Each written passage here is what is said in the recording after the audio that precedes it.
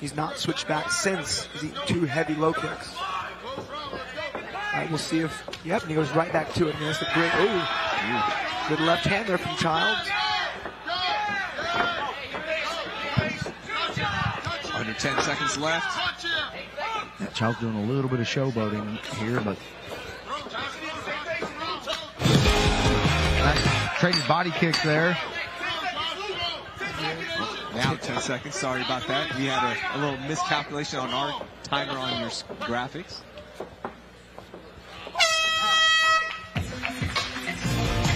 Man, that guy's putting a lot of effort into that horn. You see him over here. He's like struggling to push that button down. They meant he gave him a new horn. They got the 10-second clapper. Looks like they're hitting two railroad spikes together. Now, good round. I'd say Jean-Luc Williams wins that one. He had 2 good counter left hands, 3 good low kicks. The lack of effort. So Childs had some good moments, but Jean-Luc was just a little bit sharper. I like these kind of fights. They're like a technical kickboxing match almost. Throwing a double leg and a sprawl in every once in a while. Looking at round 1 highlights. Josh Childs, as the round went on, he did a little bit better job of throwing straighter punches.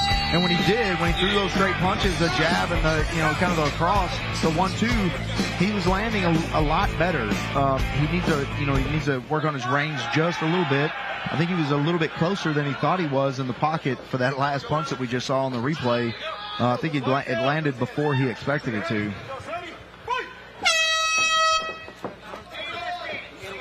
The rare round buzzer start. We don't get that much. A little buzzer to get us going. Or the air horn. You can see both these guys fighting very conservative also. They want to save that energy, and 3 rounds, 3 minutes at 3 rounds doesn't sound like a lot, but when you're in there, and I would imagine at 260 pounds, it's quite a feat to have a motor for 3 minutes. Oh yeah.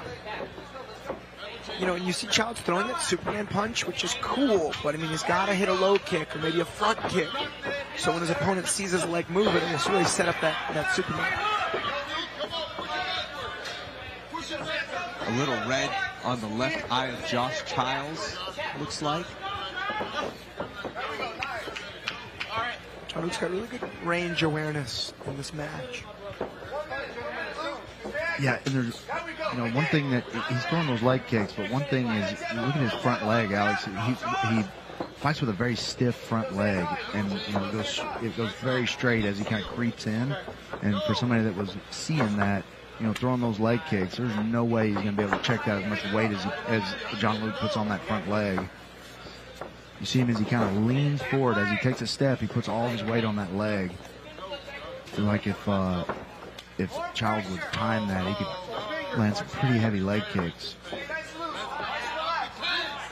In their first matchup, did go the distance. It's interesting you guys have fought as amateurs.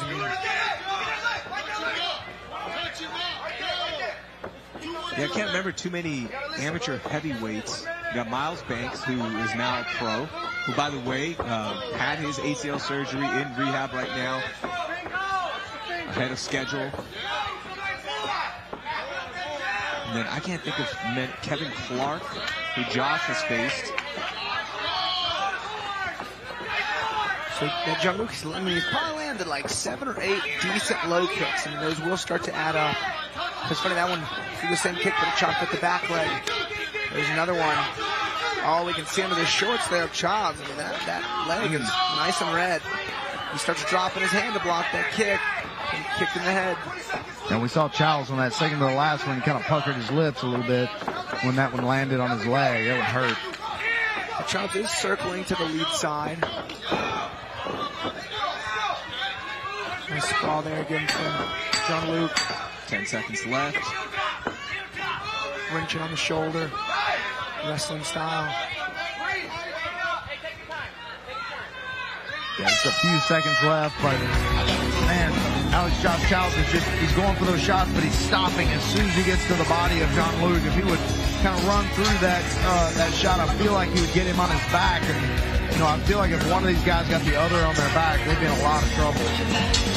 Yeah, I tell you, John Luke Williams he's sharp on his feet. I mean, his striking is good, his footwork is good, his takedown defense awareness is strong. It's just hard to score on a guy like that.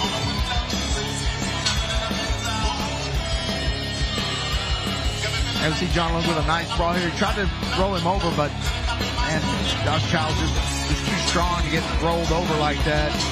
That's a lot of weight compacted into a small area right there. Very tough to turn. Probably about the same as story as the first round. I think John Luke has got, you know, is up 2 rounds. It's very close, but you know, John Luke landed, like you said, Alex, 7 or 8 of those leg kicks in the second round alone, and just on that alone, I think that won him the round.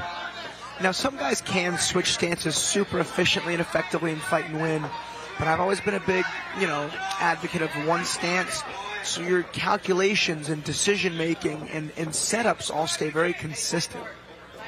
And it's all about fast-paced decision making. And if guys keep switching their stance, they're always recalibrating the range and the reaction. Now, Tony Ferguson, Carlos Condit, those guys could do it like masters.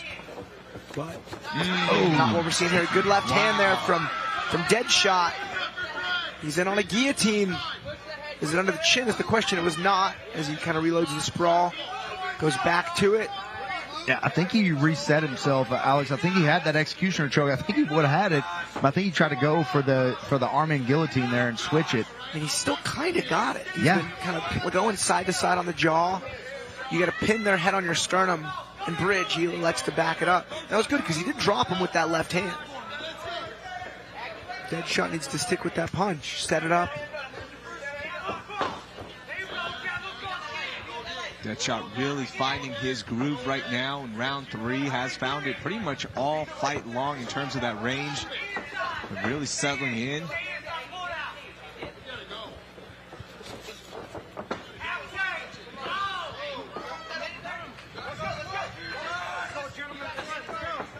Yeah, Josh Childs with about 1.5 minutes left. He's got to sell out here.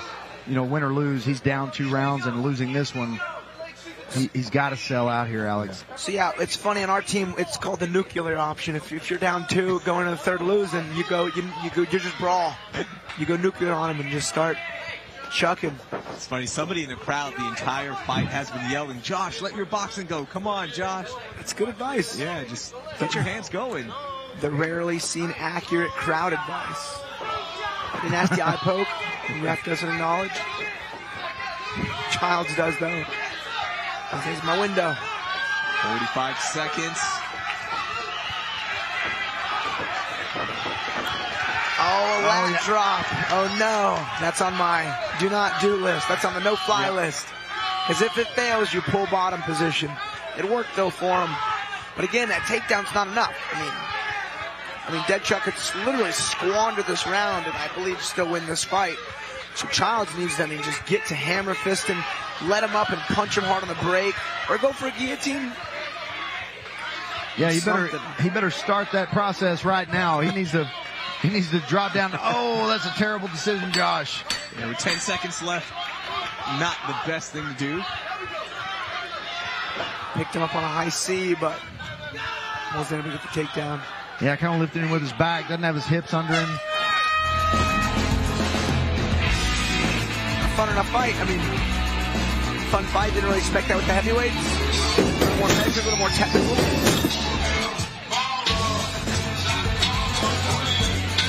There's that left. Yeah, nice little knockdown there by John Luke. So cross jab combination. Deal 2-1. Yeah, you don't see that very often.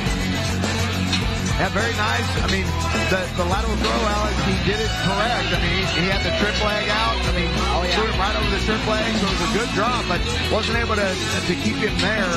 You know, that should be a good punching position, but typically, amateurs are not allowed to throw elbows, and so in that position, that's where a pro fighter would have started dropping elbows, and it would have been bad news. But in this, you got to throw punches. You need a little bit of space to give them the opportunity to recover.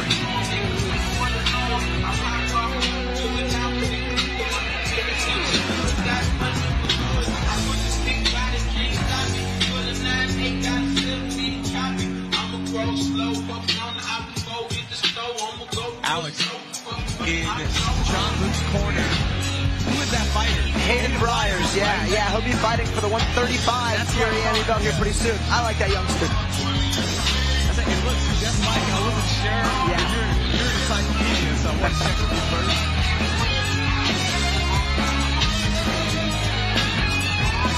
We do have 2 title fights coming up on UFC Fight Pass. Special Friday night broadcast. Let's go inside to see how the judges scored this. Ladies and gentlemen, after 3 rounds of combat, we go to the judges' scorecards for a decision brought to you by OnlyFans. All 3 judges score the fight 29-28, declaring your winner by unanimous decision, Jean-Luc Williams.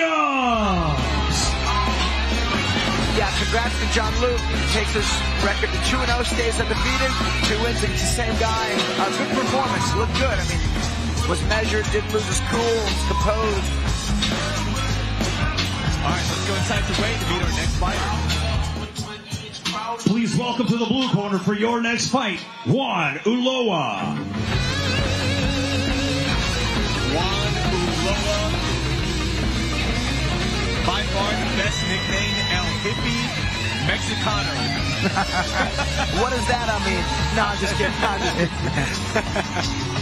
He is such an interesting story. You follow him on Instagram, just look him up, El Hippie Mexicano. But Alex, he used to weigh 240 pounds.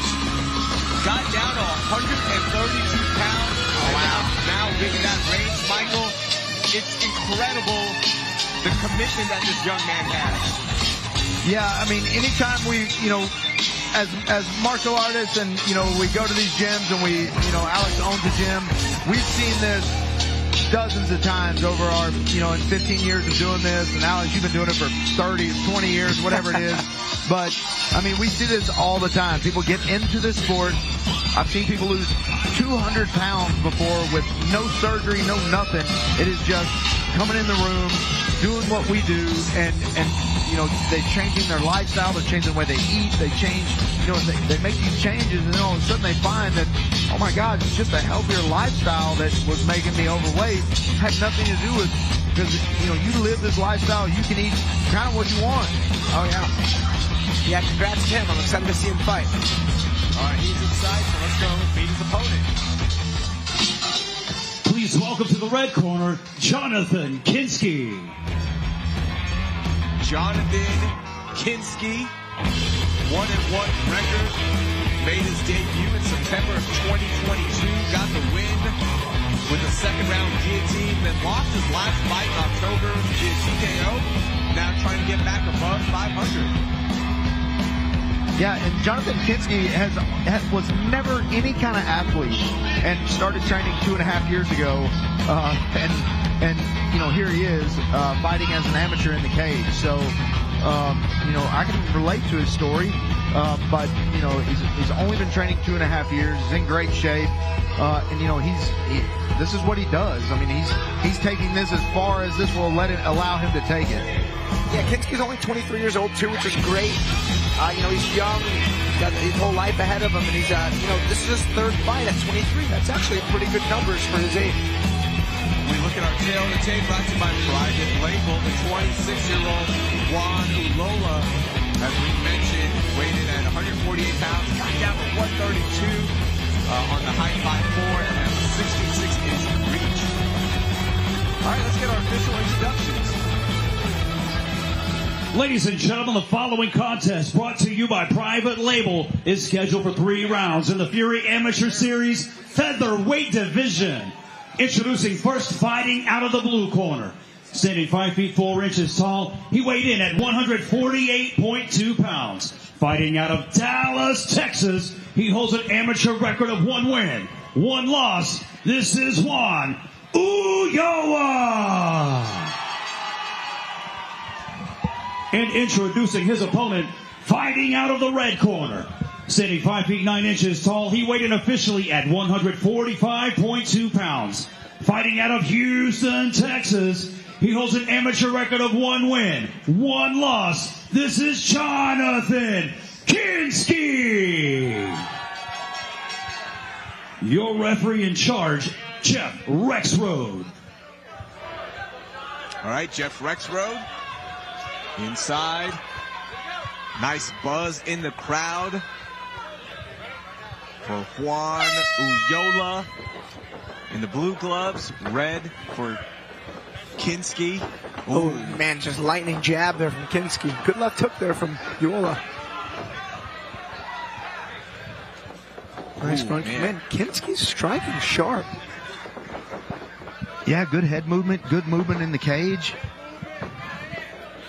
That's a good jab. In his last fight, Kinski had the back of his opponent with about a minute 30 left in round 1. Just couldn't get that choke in. And it went back to the feet, and he just got caught with a punch. Oh, man, he put some power behind that one. Yeah, Kinski coming in here today with some bad intentions. Big jump knee, didn't meet the mark. Nice little left hook.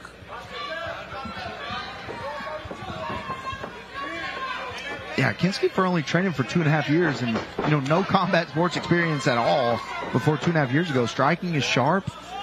Yeah, he looks good. Yeah, good movement.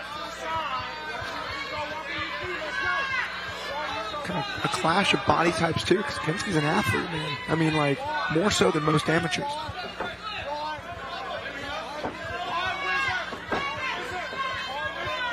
Yeah, Kinski doing a good job of staying heavy on Uyola up against the cage.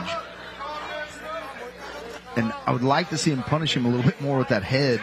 You know, kind of squat down a little bit, maybe push, being the taller fighter. Man, you can use your core. Oh, then he's got this body lock and takes this down.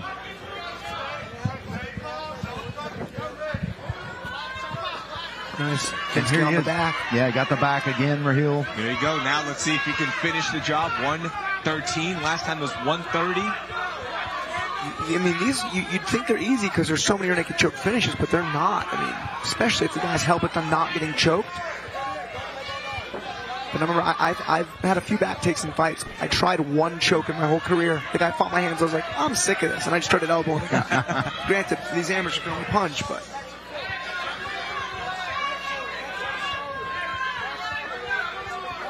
Yeah, and trust me, after you have somebody in a fight, you have them for 1.5 minutes on their back, you end up losing that fight later on.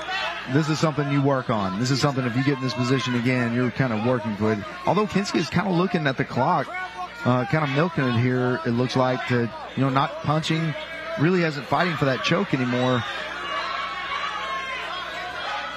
Good little wrist control reversal attempt, but it was foiled there by Kinski.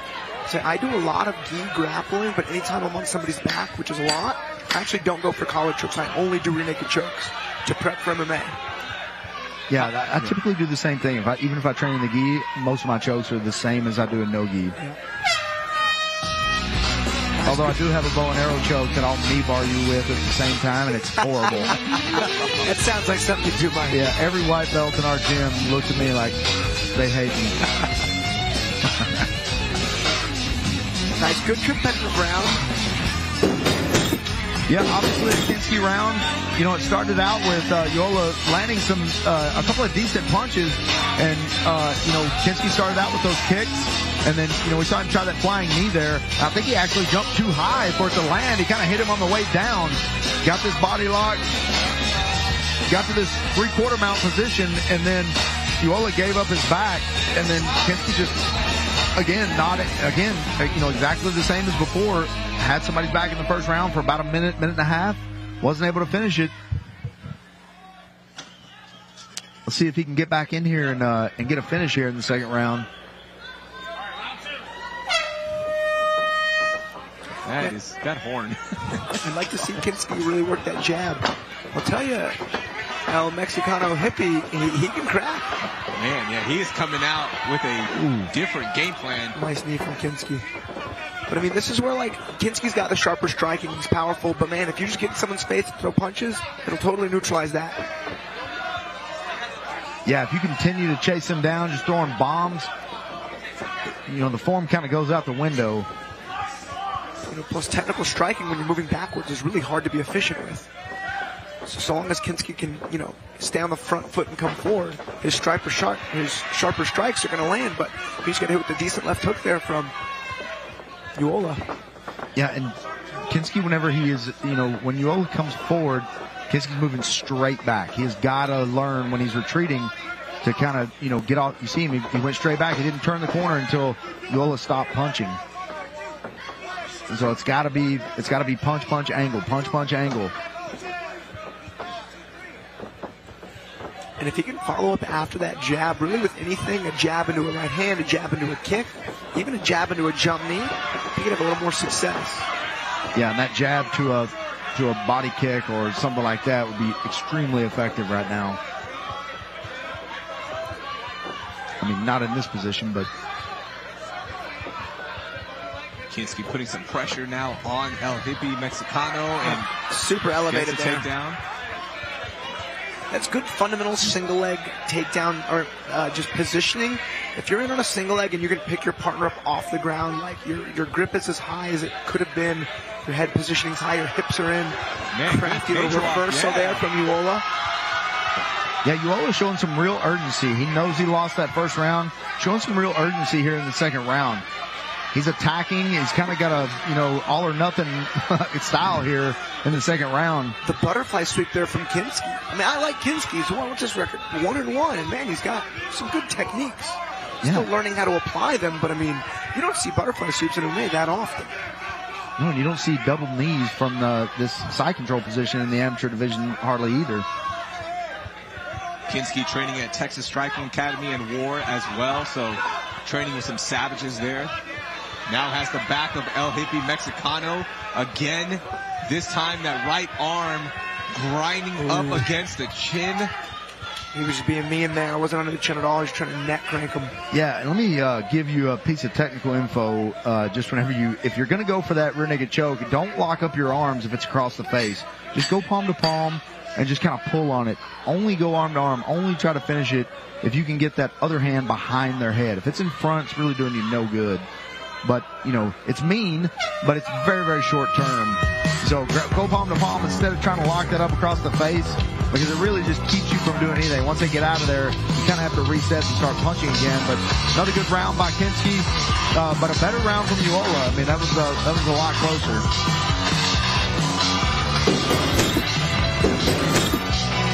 Yeah, competitive second round, a fun fight.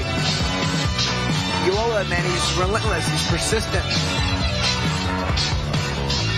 Yeah, Uyola fell into a good position there, but, Uyola has lost a ton of weight, weighed in at 148.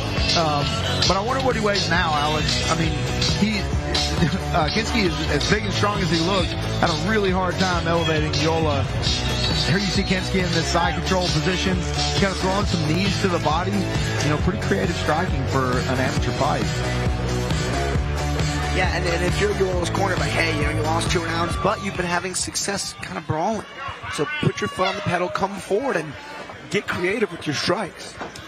Oh, nice little calf kick there from Kinski. I mean, Uyola's like the Terminator. He seems to get hit hard and doesn't mind. Just comes forward and throws some punches. Yeah, it just seems like he's aggravating him. Every time you punch him, he gets mad. And then whenever, like you said, Alex, that brawling style, when he's coming kind of running after you, that's when he's had the most success. Even if he's not a brawler, he's not able to, outstrike Kinski at range with technique.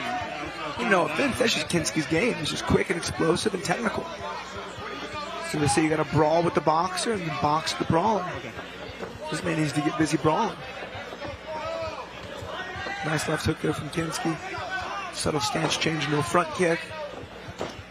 Nice calf kick. That calf kick did some damage. Yeah, those big thud calf kicks, those are the ones that hurt the worst. Oh, Kinski swinging. Oh, that's another one. I mean, he switched his stance on that one. That's 3 this round. And they've all landed just right on the mark. Yeah, and Kinski can tell that he's hurting him with those because he's kind of smiling after the last one. Uyola didn't smile at all, but Kinski was kind of smiling after he landed that last one. Even on Uyola's left hook, there was just no steam on it because there's no weight in that leg. Kinski throwing that hook as well the whole round. Wonder if they saw something. Nice, Kinski's unloading a bit here. He's feeling the fight fatigue, but he's not he's not gassed. Still throwing some awesome shots. Nice little fake right hook to a straight left. Nice, good little 3-2 combo from the southpaw stance, back to ortho. Nice little slide back into the classic stance, level change, big double leg. Man, El Hippie Mexicano tried to put some power on that left leg, just could not step into anything. Those calf kicks are a weird technique.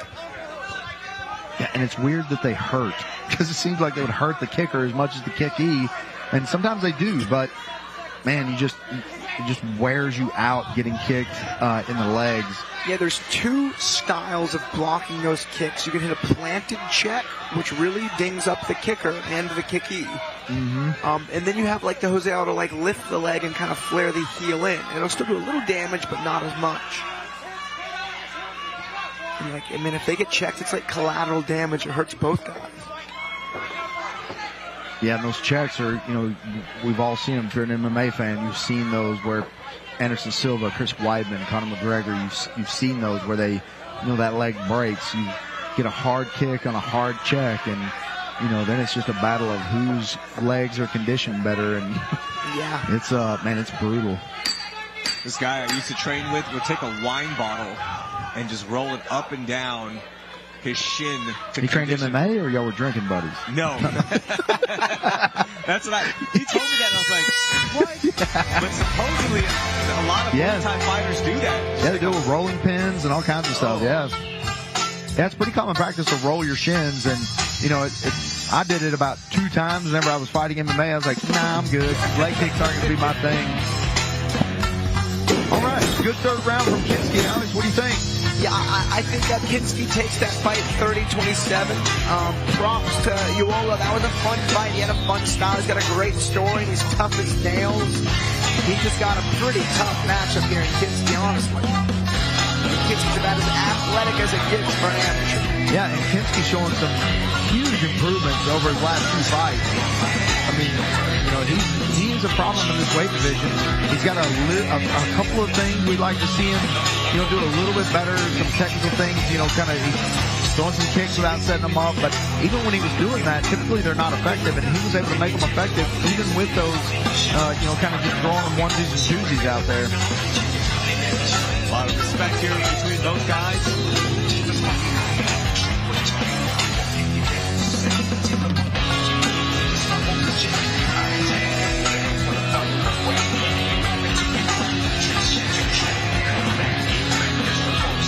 Yeah, good showing from Johnathan Kinsky. I do hope we see Juan Ulloa again. I would like to see him in another fight. Fun fighter to watch. Let's go to Wade.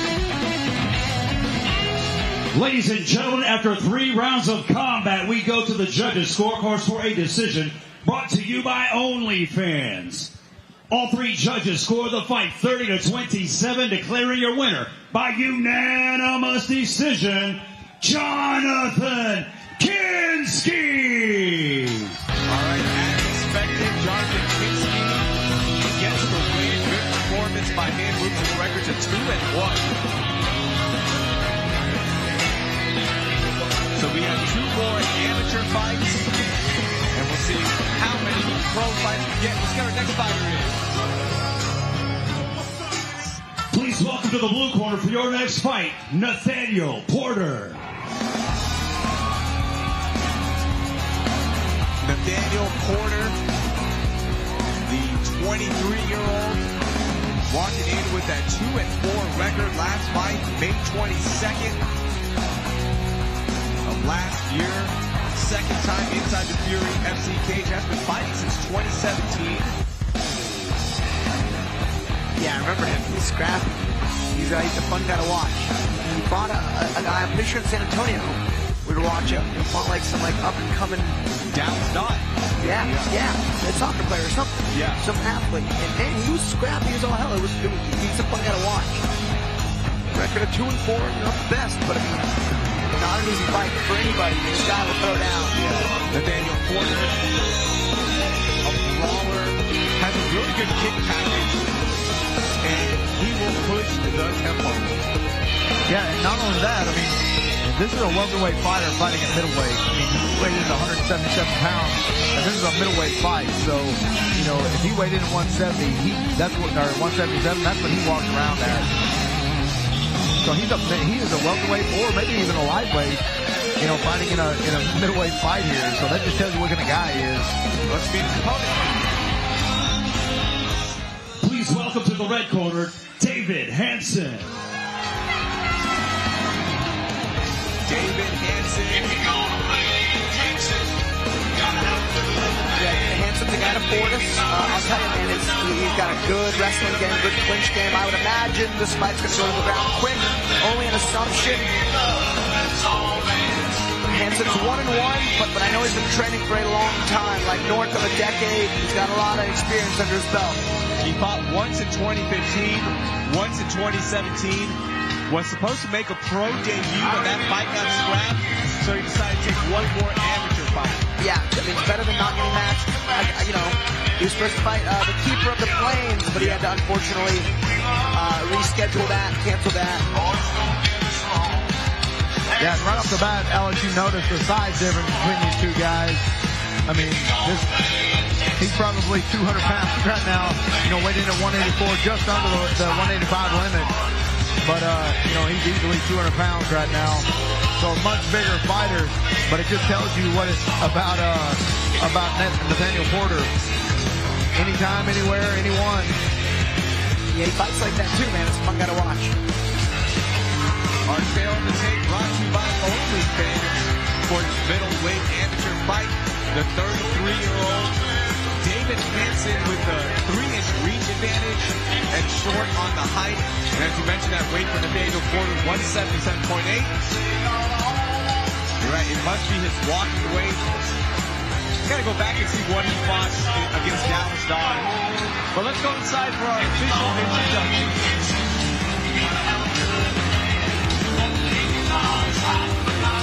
Ladies and gentlemen, the following contest brought to you by OnlyFans is scheduled for 3 rounds in the Fury Amateur Series middleweight division.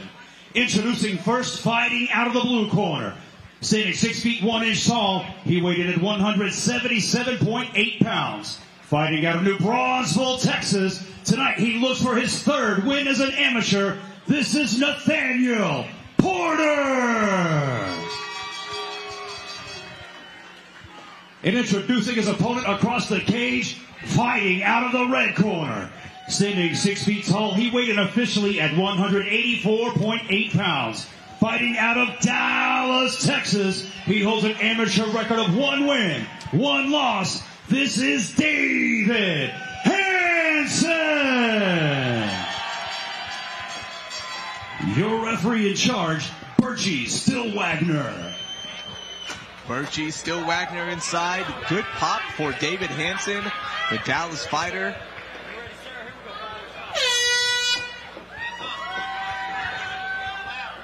Blue gloves for Porter, red for Hansen. Hansen in on a body lock. He's a big, strong guy, too. That nice balance there from Nathaniel Porter. I mean, it looked like he was going to go down and reset himself. This is his game, too. I mean, he's just a grind style. Notice he didn't settle in close guard. Good on Hansen for that. Didn't really look to establish top position until he was beyond the close guard. No real threat of submissions here from bottom half. Not in MMA, at least. I'm sure we'll see a pass here in a minute if bottom man's getting a little too open with his guard. Yeah, I'm not exactly sure what he was trying to set up there. It looked like he buggy choke. Yeah, like a buggy choke set up, but he was well out of position for that. Notice Hansen just got that deep underhook. I mean, looking for a little reversal. Hansen's got to keep his head low. There are some weird, crafty, little like leg hook reversals the bottom man can pull off here in Porter. There's the transition amount from Hansen. Porter's looking for that Alexei Olenek. Nogi Ezekiel. Yeah, no. Porter hits a reversal. I'm telling you, this guy's weird and crafty. Yeah, beautiful reversal there. And, you know, that kind of shows you that, you know, the space is sometimes just as important as, you know, that as closing it. And so in that case, whenever you're trying to do that, you don't want to keep that space closed. You got to loosen up just a little bit. That was a good get up there from Hansen. He was in bottom guard, kicked him away, and instantly reshot. Had to fend off a bit of a guillotine, but now he's right back on top. Yeah, Porter thought he was going to have enough there for that guillotine, but just kind of gave a position in that attempt. Now to half moves Hansen. Porter looking for his third win, currently on a 4-fight losing streak, so super hungry to get back, get that win. Every fight has been so close. He was almost looked like he was looking for that little straight arm lock from the back. 40 seconds left in round one. Oh man, he's got him flattened out here. He's gonna go double unders again and flatten it out, I'm sure. Oh, big punches now for Hansen. You see Porter hanging on. Yeah, and this is where the size difference kind of wears on Nathaniel Porter. You know, having to carry that weight and kind of carry himself on the weight of Hansen. David Hansen. Yeah, and if I'm Hansen's, you know, if I'm Hansen, I'm just ugly framing on the face, forearms, like elbow on the eye, not elbowing him, but like sawing it back and forth. You can really make it uncomfortable for the bottom man. Hansen weighed in at 184.8, probably rehydrated, close to 198, 200 maybe. I mean, yeah, he looks every bit of 200 pounds right now. Yeah, and that's a lot of weight for Nathaniel Porter because, like we said, he weighed in at 177. That's probably his walking around weight, but good on him for taking this fight. Very crafty on the ground. You know, he had some tricks up his sleeve. The old trap and bridge. Yeah. Somebody showed up to white belt self-defense class. That's right. But I expected that out of Porter. I mean, I remember watching him fight. He's just crafty is a good name for it. Man, you're right. He was going for that Ezekiel choke under there. He was able to trap that outside leg. And, you know, typically you see a scissor sweep from that position, but he was completely closed in the guard. Yeah, good attempt at a guillotine here, but he probably should have jumped that a little earlier, and he might have had it because that arm was underneath the neck. It's almost like Porter didn't expect Hansen to reshoot so fast. It's like before he knew it, he had that potential guillotine. Ooh. Little foot knee bang. It's kind of Hansen's game. It's just this dirty clinch game. He's big, he's physical. He's already got that left side underhook super high. Jockey for head position. Now he's got the right side underhook, hands together. Porter pummels in. And again, you see, you know, Porter's very crafty when it comes to these positions. He's kind of able to, you know, I believe he's stronger than he looks. Even though he's a smaller guy here, seems to be very, very strong because he's able to kind of control David Hansen in some of these positions. Yeah, Hansen did some good work just kind of like finding the opening, finding the pocket on the body locks. I mean, we are early in the second round. Oh, this is deep. Yeah, that's under the chin. Yeah, that's bad. That's deep. Is this going to be enough for David Hansen to get the tap? Birchie still back there. There we go. Calls this, and that is in the tap for David Hansen. Good show sportsmanship from Hansen. He played his game. That is how you implement your strengths. Don't worry about what your opponent's going to do. You do what you're good at. He was good at the clinch. He's good at those body lock takedowns. And he had to work hard for it. Yeah, and David Hansen took one shot to the cheek, and that's all he wanted. Body lock and takedowns were there, and he was dominant in all those positions. You know, he kind of easily took the back here. It looked like Nathaniel Porter kind of gave it to him again. Very confident with his ability, you know, stemming from the first round. But once this got in and once he got those big arms around his neck, you know, he's not even in great position to finish it, Alex, but so strong, able to get a lot of pressure on that neck. That's a good-looking middleweight.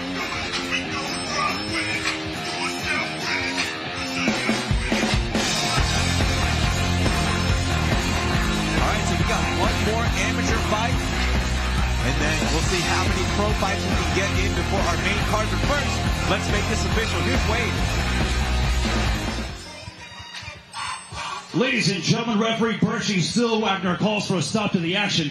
57 seconds into round number 2. Declaring your winner by tap out due to a rear naked choke, David Hansen.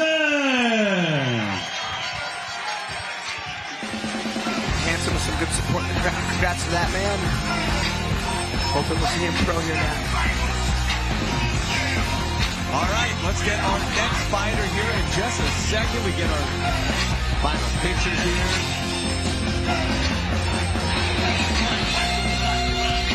All right, let's get away.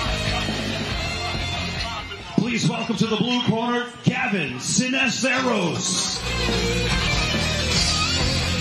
Gavin Ceniseros, 5-3.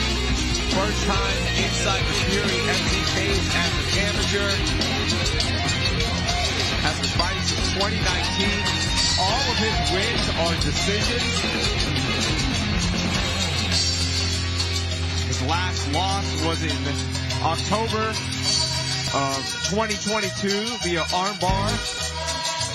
Trying to get back in the winning way. Had a 3-fight win streak for a while. Probably one of his last amateur fights here, if not the last one, with that 5-3 record. Yeah, and typically whenever you see, Alex, and tell me if you agree with me, but typically whenever you see an amateur with 8 fights and with 5 wins, and all 5 wins are decisions, usually means that they're very calculated, don't take a lot of chances. You know, they don't get in trouble a lot.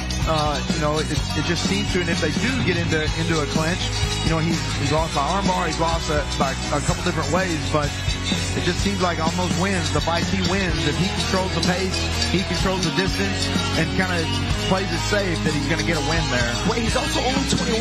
This being his 9th fight at the age of 21, I mean, that's a lot of experience. But we had a clash of physical attributes here. I mean, Cisneros 5'8", you know, not the shortest for the lightweight, not the heaviest, or not the tallest. But Ryan James' opponent, 6'1", very rangy, very explosive. I believe Cisneros is going to have his work cut out for him tonight if he wants to improve his record to a strong amateur 6-3.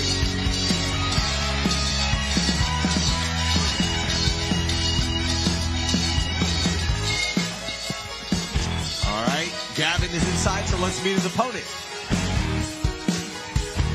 Please welcome to the red corner, Brian James. Brian James, 3rd time fighting for us here at Fury Amateur. Made his debut at MC 71 in November, where he got a split decision win over Rego. Then got a win over Joe Hendershot at Fury Amateur Series 41 in January. Brian James is a maniac. He just keeps pushing forward. Yeah, looking at him, you know, he went in at 155. He looks like a big lightweight, and his previous fights were all at 45. I mean, this is about as big as a featherweight honestly gets. I mean, looks like a good-sized lightweight. He's undefeated at 2-0. This will be a fun fight. Yeah, and especially at 6'1", you know, you got to wonder, you know, you look at the reach advantage, the height advantage, and, you know, kind of both of those leaning in come into play. You know, a 3-inch reach advantage and a 3-inch height advantage could turn into a 6-inch reach advantage very, very quick. You know, kind of depending on how the fighter fights, you got to wonder how the much shorter fighter is going to deal with that length. I mean, James is 5 inches taller than Cisneros. His reach almost 10 inches longer. Yeah. I mean, and he's aggressive, and he's a striker, you know, so. And he has wild eyes. He looks. Yeah, oh yeah. You see our trailer tape for this 150 catch weight bout. Let's go inside to Wade. Ladies and gentlemen, the following contest, brought to you by ChicUnderwear.com, is scheduled for 3 rounds in the Fury Amateur Series Lightweight Division. Introducing your first competitor, fighting out of the blue corner. Standing 5 feet 8 inches tall, he weighed in officially at 153.8 pounds. Fighting out of San Angelo, Texas, he holds an amateur record of 5 wins, 3 losses. This is El Ultimo Dragon, Gavin Ceniseros. And introducing his opponent, fighting out of the red corner.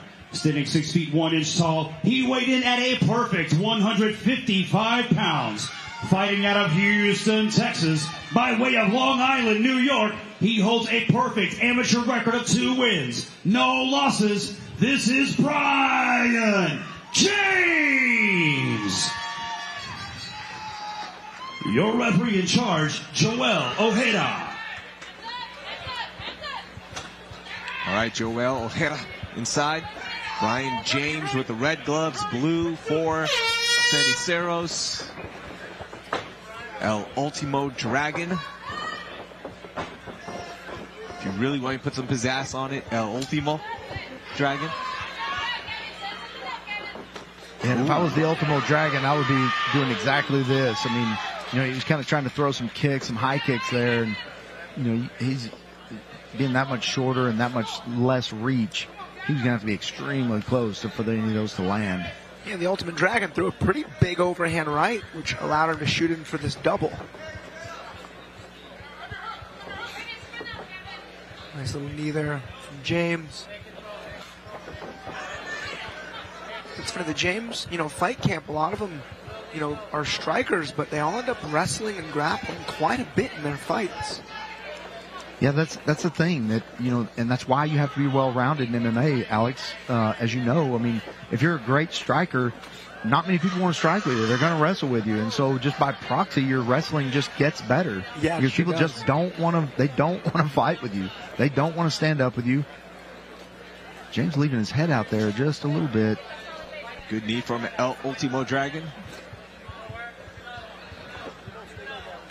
Those elbows to the legs, they may not look like much. They don't feel great at all. Man, depending on where those land, I mean, you hit the edge of that kneecap or something with that elbow, and thin, soft tissue. Yeah. Man, just say, I can feel that right as I said it. I feel like he just hit me there. James in on a single. Not quite his forte. Looks to break off and punch. More so his forte. Cisneros has found some success and some openings with his big right hook. A slip there by Brian James. Oh, a big punch doled out there by Ceniseros. Yeah, good ground and pound here from Cisneros. Great positioning. He's in a little bit of an odd position here. He needs a punch so he can, you know, occupy Brian James with those punches so he can improve his position, because and I'm kind of surprised if he wanted to get back up, Alex. He's just having some luck there. Yeah, and it was a close round for him to kind of stay on top and punch inside of the guard and even stay standing. Would have been beneficial for, like, round control time. Oh, big left-hander from James. Ooh, a little shin clash. Doesn't feel good for anybody. James with a big counter hook, jumping front kick. I've never seen fighters exchange jumping front kicks back to back with no strikes between. You see James has got his head around the neck here. But again, I really like that, Alex. You know, anytime that elbow gets elevated above the shoulder, that arm's become pretty weak. So he kept him short. And, you know, like we said, he's much taller, so he kept him short there. Here's that big right hook, set him for a double leg. Both guys had their moments in this first round. Honestly, a pretty hard round to score. Yeah, I mean, Hammerfist was maybe the best strike of the round. Yeah, and you know, I believe if he would have struck from there a little bit, he could have held that position a little longer. See, there's two exchanges of the flying front kicks there.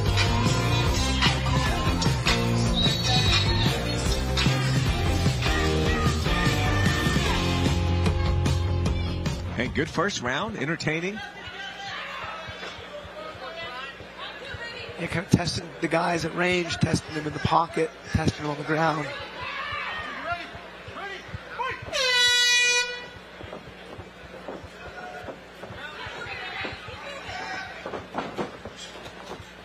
Kind of like a jumping switch knee out of range, so it became a fake into a double leg. Interesting mixture of techniques there. Yeah, he did an interesting hand position too on that double leg, and you know, kind of bailed on it, but you know, I think he thought he could pull the leg out with a hand like that, but you know, not likely to work out. Ceniseros now, you know, up against the cage. I think this is where he should have the most success. I mean, you know, kind of pinning him up against the cage, doing some dirty boxing from here, kind of wearing him out, making him carry his weight. He's got to be careful, those long limbs. Yeah. Brian James. He's framing pretty well with him. Throws a back fist. Nice high kick there from Gavin. Doesn't really mean its mark. Nice little inside kick there from James. The size difference is really giving Gavin some trouble.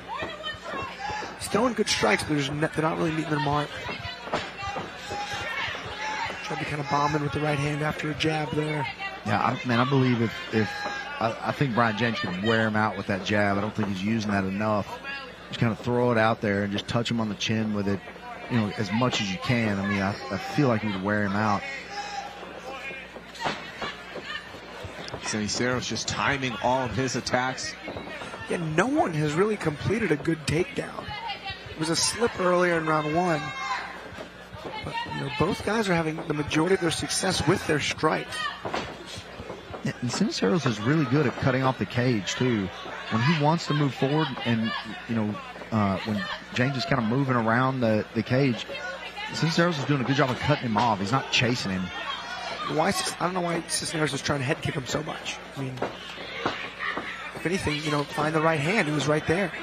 Yeah, that head's way up there. Kick to the mountains.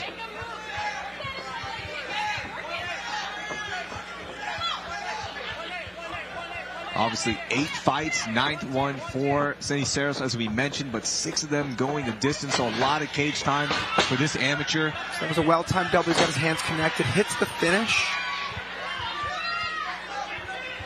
Yeah, Brian James got that head locked up. He does have it underneath the chin, but he doesn't have his hands together right now. James uses it to get up. That was good timing right there.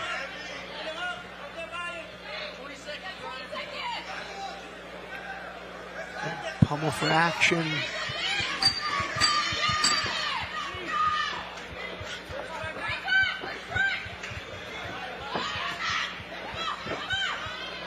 Yeah, another nice round from both guys, really. Ceniseros with a big takedown. Again, I think Brian James landed the better punches, but very even fight so far. Yeah, Brian James kind of does this. In his first fight, it was a split. In his second fight, it was a split. In this third fight, you know, James is so long and he's explosive, but he doesn't quite have his, like, offensive style dialed in. So there's really good attempts, but not a lot of action landings. Now, you did see Gavin didn't score the double leg, but he didn't stay on top for very long. Yeah, you can see in the position, you know, there was a 2-on-1 on the wrist, and, you know, because James was able to, you know, kind of use that to be able to stand up, but even though his arm was around the neck, Ceniseros had 2-on-1 on the wrist.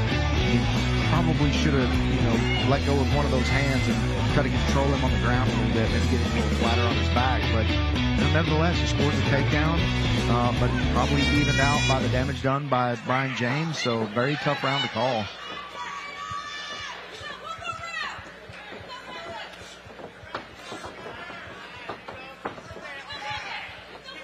Good aggressive start for El Ultimo Dragon. Gavin's shooting a lot, but he's just doing it from so far away. I mean, you can see James's right underhook. Actually, Cisneros did a good job kind of chain wrestling, scooped his grip out.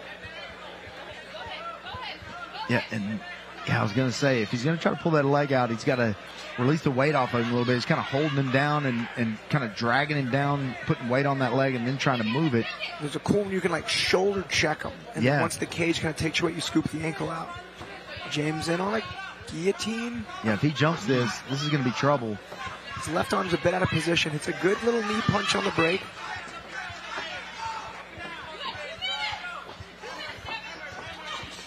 And also, Brian James' mouthpiece looks very uncomfortable. He's going for the guillotine again. Same thing as those support hands, not in the best position.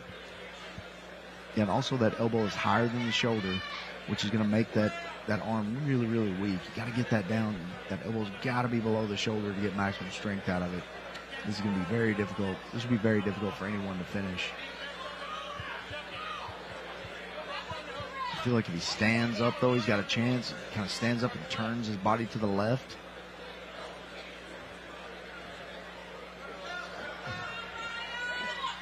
It's a slightly better position. I think Gavin's just too tall. Yeah, I feel like he could trip him and, you know, kind of wrap around that outside leg and kind of throw him back. He's got a hand around the waist. Man, that is such an uncomfortable position. Yeah, it's like tolerable now. I think what Gavin's worried about is if James can get like lower body control or a better angle. Now they go back to center.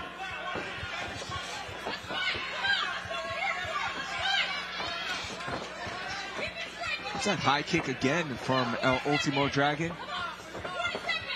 Yeah, I wonder what his corner saw there and what they're thinking when those high kicks. I wonder if they, you know, thought because his hands are a little lower that, you know, maybe they could land it. But man, like I said, he's got to be so close for that. He's really not setting him up. He's kind of just throwing him from, you know, just throwing them by themselves. No feints. Good left-hander from James.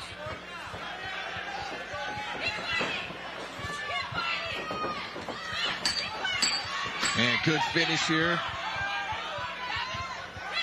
Right when I say it, we go up against the cage in the clinch, but it looked like for a second we were going to get a good little flurry to end this fight. We'll go through the judges' scorecards. I would not be surprised if Brian James sees a third split decision, maybe even a win in his career. To have 3 wins by 3 splits would be an anomaly. I mean, really statistically unlikely. Yeah, and I mean, you know, we said that about Ceniseros, that, you know, about taking chances and having that many decisions. And, I mean, he was the one taking the chances in this fight. And, you know, I'm kind of surprised that Brian James was so conservative in there. You know, I think he did win the better exchanges in the striking, but, you know, lost the wrestling and lost the dirty boxing. But still, neither guy did a ton of damage. I mean, you're looking at both guys, and you know, it looks like they were in a jiu-jitsu round and not necessarily an MMA fight. But you know, both guys look like they're no worse for the wear coming out of this fight. So that's good. Means they could get right back in there next month or next show, whatever. But really tough fight to call, Alex. I don't know how this is going to go. Yeah, me neither. I mean, we typically get to know these judges and we kind of know their tendencies and kind of what they do, but this one's going to be very, very difficult. All right, Wayne is inside, so let's see how the judges scored this. Ladies and gentlemen, after 3 rounds of combat, we go to the judges' scorecards for a decision brought to you by OnlyFans. With scores of 29-28, 30-27, and 29-28, your winner by unanimous decision, Brian James. All right, congratulations to Brian James. Moves this record to 3-0. We are going to head to UFC Fight Pass at 8 p.m. Central Standard Time. We've got 2 titles on the line. The rest of these prelim fights will be swing bouts after that broadcast, but we will see you at UFC Fight Pass in about 30 minutes. Get ready. Dallas is going to be popping for 2 title fights. On behalf of our entire Fury team, our production team, for Alex Morono, for Michael Alexander, I'm Rahil Ramsnali. We will see you on UFC Fight Pass at 8 p.m. Central Standard Time.